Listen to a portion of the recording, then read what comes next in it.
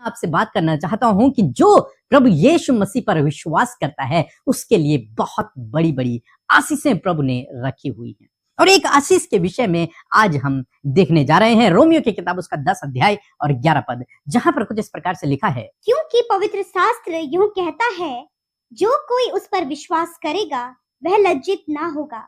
आमीन। दोस्तों, इस वचन से मैं आज आपको 4 बातें बताऊंगा और इन 4 बातों को आप अपने जीवन में अवश्य अप्लाई करें। पहली बात जो हम यहाँ पर देखते हैं, परमेश्वर का वचन कहता है, क्योंकि पवित्र शास्त्र यह कहता है कि जो कोई, क्या लिखा है, जो कोई भी व्यक्ति, वो पापी हो चाहे धर्मी हो, छोटा हो या फिर बड़ा हो, गरीब हो या फिर अमीर हो, कोई भी हो, किसी भी धर्म का हो, कोई भी व्यक्ति क्यों ना हो, वो बीमार हो, ठीक हो, अपाहिज हो या फिर सही हो, गोरा हो या फिर काला हो, कोई भी व्यक्ति यदि उस पर, किस पर, प्रभु यीशु मसीह पर विश्वास करे, यदि कोई भी व्यक्ति, संसार का कोई भी व्यक्ति उस प्रभु यीशु मसीह पर विश्वास करे, क्या विश्वास करे, क्या विश्वास करे वो प्रभु पर। यदि आप मेरे साथ में 9 पद निकाल लेंगे तो 9 पद में लिखा है कि यदि तू अपने मुंह से यीशु को प्रभु जानकर अंगीकार करे,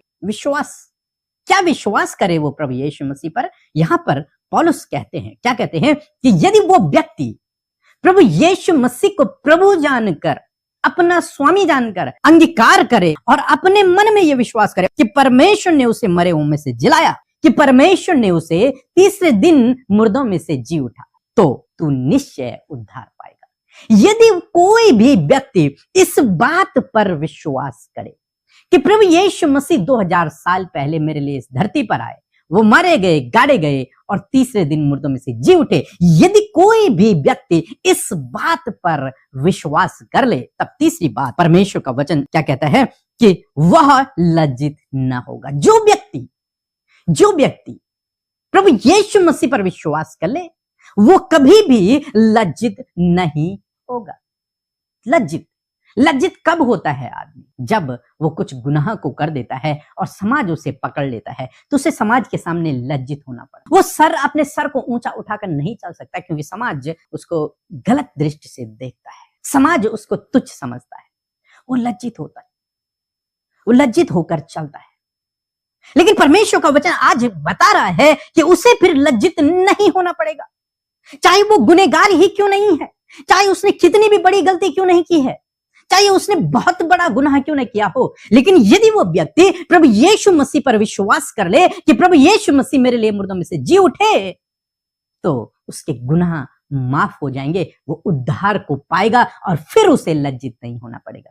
जिस दिन वो परमेश्वर के सम्मुख खड़ा होगा, उसे लज्जित होने की आवश्यकता नहीं होगी। क्यों? क्योंकि प्रभु यीशु मसीह ने उसके गुनाहों को माफ कर दिया है। अब उसके गुनाह साफ हो चुके हैं। अब उसे अपने सर को नीचे झुकाकर चलने की आवश्यकता नहीं है, बल्कि उसको अपने सर को ऊंचा उठा के चलने की आवश्यकता है। क्यों? क्योंकि उसके गुनाह माफ हो चुके, वो परमेश्वर की दृष्टि में धर्मी हो चुका है, वो परमेश्वर की दृष्टि में पवित्र हो चुका है।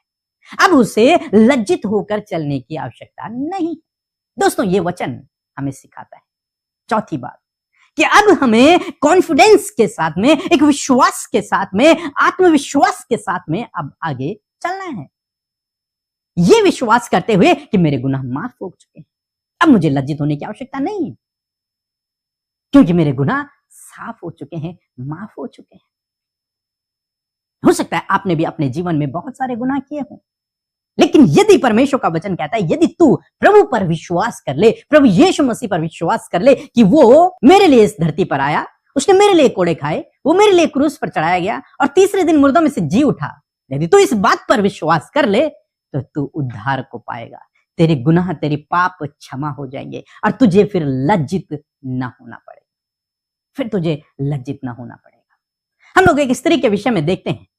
प्रभु यीशु मसीह एक कुएं के पास बैठे हुए हैं और एक स्त्री उस कुएं पर पानी भरने के लिए आती है।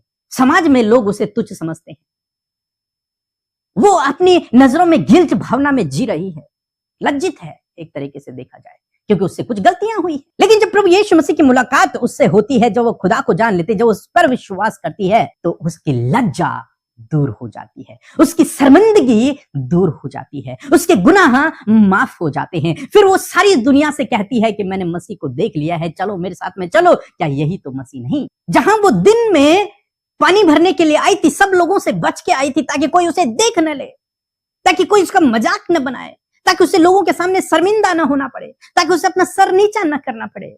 इसलिए वो अकेली आए पानी भरने के लिए, दिन के समय में, जब सब लोग सोए होते हैं, जब कोई भी उस कुएं के पास नहीं होता है। लेकिन जब उसने यीशु को जान लिया तो पूरे गांव में हर एक व्यक्ति के पास गई कि मैंने मसीह को देख लिया, मुझे मसीह मिल गया है, चलो कहीं यही तो मसीह नहीं है, चलो।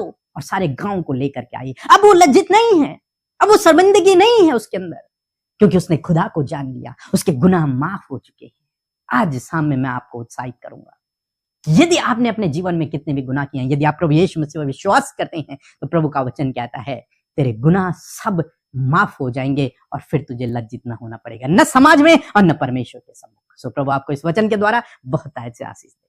आमीन।